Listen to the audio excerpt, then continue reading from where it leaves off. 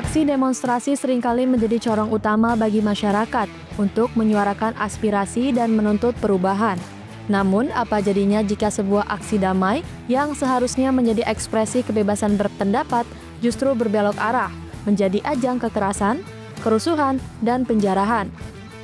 Peristiwa seperti ini tidak hanya merusak fasilitas umum, tetapi juga merusak makna dari demokrasi itu sendiri dan membahayakan keselamatan masyarakat. Dalam beberapa kasus, demo yang awalnya berjalan tertib dan teratur tiba-tiba berubah menjadi anarkis. Para pengunjuk rasa yang tulus menyuarakan aspirasi, mereka seringkali tidak menyadari bahwa di antara mereka ada kelompok-kelompok tertentu yang memiliki agenda tersendiri. Kelompok ini bukan bagian dari massa murni, melainkan pihak-pihak yang sengaja menunggangi aksi tersebut untuk tujuan lain, seperti memprovokasi kericuhan atau menciptakan kekacauan. Tujuan mereka bervariasi, mulai dari mengacaukan situasi politik, menciptakan ketidakstabilan, hingga murni mencari keuntungan dari kekacauan.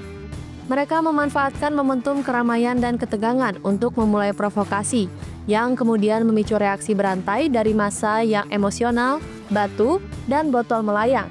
Asap tebal dari pembakaran mulai membumbung, dan suara-suara teriakan tak lagi hanya berisi tuntutan, tetapi juga teriakan kemarahan dan ketakutan.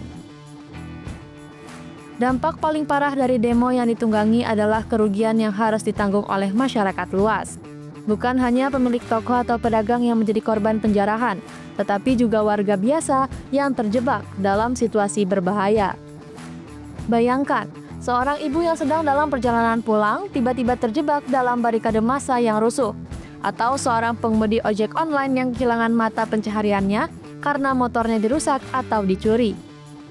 Fasilitas publik yang dibangun dengan uang rakyat juga tidak luput dari amukan massa yang tak terkendali. Bus Transjakarta dibakar, halte rusak parah, dan rambu-rambu lalu lintas dicabut. Kerugian material ini pada akhirnya akan kembali dibebankan kepada negara dan masyarakat melalui perbaikan yang menggunakan anggaran publik. Kepolisian dan TNI juga berada di posisi yang sulit. Di satu sisi mereka harus mengamankan jalannya demo agar tidak ada kekerasan. Di sisi lain mereka harus menghadapi provokasi dari kelompok-kelompok yang sengaja ingin menciptakan bentrokan. Guru Besar Universitas Krishna Dwipaya Profesor Dr. Indrianto Seno Aji berpendapat, polisi sebagai penegak hukum tidak boleh takut dalam menindak perusuh. Tindakan keras dan terukur harus dilakukan polisi.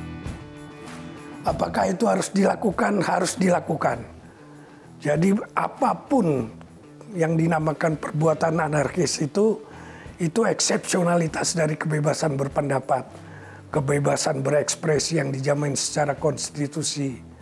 Tapi kalau ada eksepsional terhadap tindakan anarkis, tindakan yang keras, tegas, dan terukur itu yang harus dilakukan oleh negara. Negara harus hadir itu. Dalam hal ini Polri. Jadi tidak perlulah ada kekhawatiran dari aparat Polri penegak hukum untuk melakukan tindakan-tindakan yang tegas, terukur, terbatas. Dalam pemahaman hukum pidana itu tindakan yang proporsionalitas dan subsidiaritas. Itu pun dijamin oleh undang-undang. Demokrasi memberi ruang untuk berpendapat dan menyampaikan aspirasi. Namun kebebasan ini memiliki batas, yaitu tidak boleh merugikan atau membahayakan hak dan keselamatan orang lain. Demo yang berujung ricuh dan penjarahan hanyalah cerminan kegagalan untuk menjaga esensi demokrasi itu sendiri. Perkap nomor 1 tahun 2009 tentang penggunaan kekuatan di dalam tugas-tugas kepolisian. Jadi tindakan-tindakan tegas yang terukur sesuai dengan perkap itu adalah sah ya dan dimungkinkan ketika kebutuhan tersebut muncul.